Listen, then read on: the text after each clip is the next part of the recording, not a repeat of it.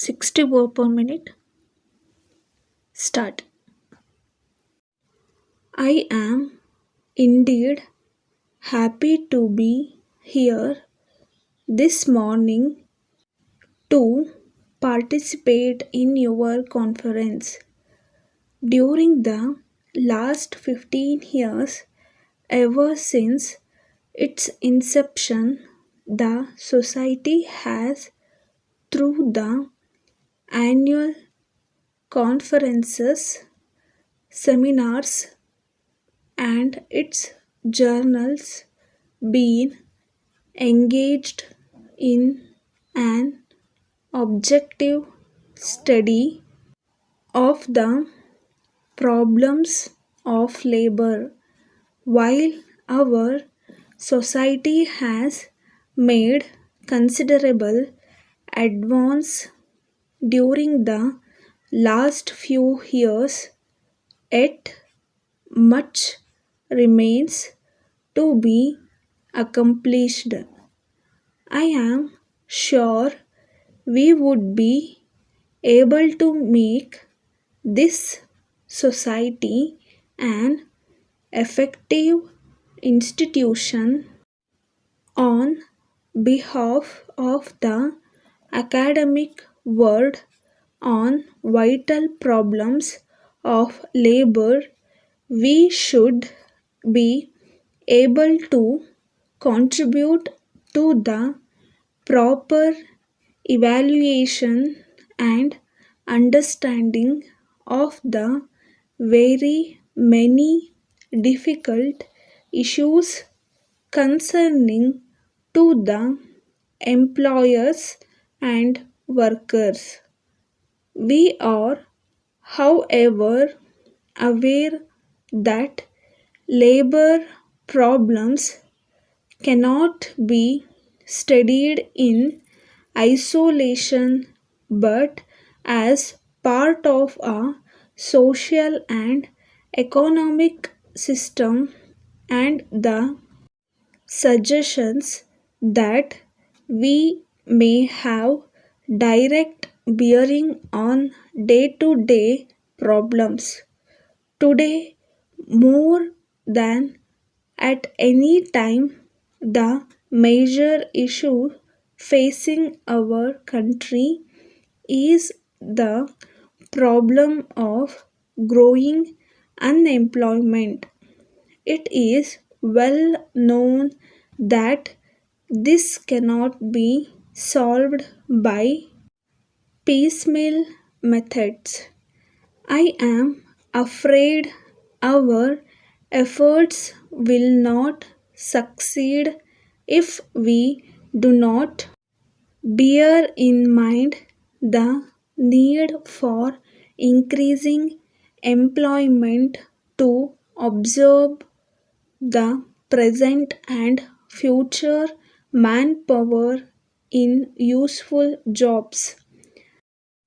Some 2 years ago, I gave a scheme to solve the problem of this nature. I had suggested that rural population should be so organized as to be self reliant and thereby help in the achievement of a process of useful growth. It is unfortunate to note that industrial disputes are on the increase, as also the man days lost due to strike and lockouts both in the public and private sectors in recent years. This has made everyone look into the steps that should be taken. My views to this problem are well known, which I have been advocating for more than 2 decades. As I study the industrial relations scene more, I am convinced all the more that the method that I have suggested can be tested with advantage. I am glad we are also discussing the general subject of wage price relationship. I have always been pleading on the need for linking up of a wage, productivity, and prices. Due to increasing cost of living, there has been growing unrest on the part of the working class. This is quite but natural.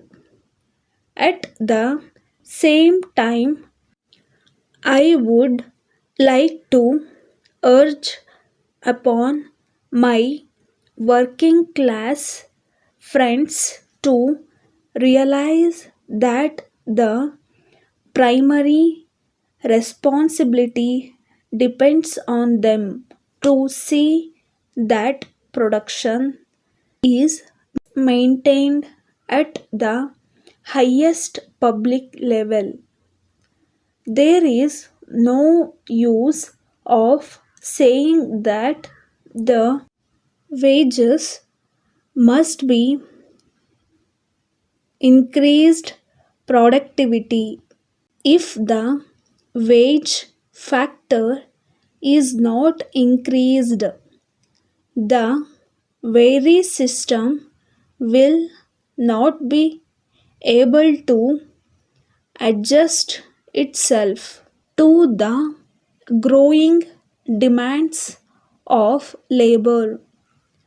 Our past experience has shown that the benefits of increased wages are offset by increase in the prices, which defeats the very purpose of rising wages. Here I am sure we should be able to provide proper guidelines.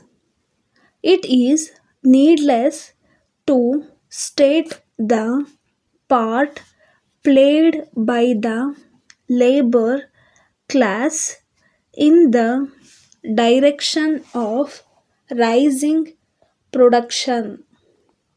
Therefore, I am of the opinion that greater attention should not alone be given on the production but on the welfare of the workers. Proper welfare arrangements like medical, housing should be made.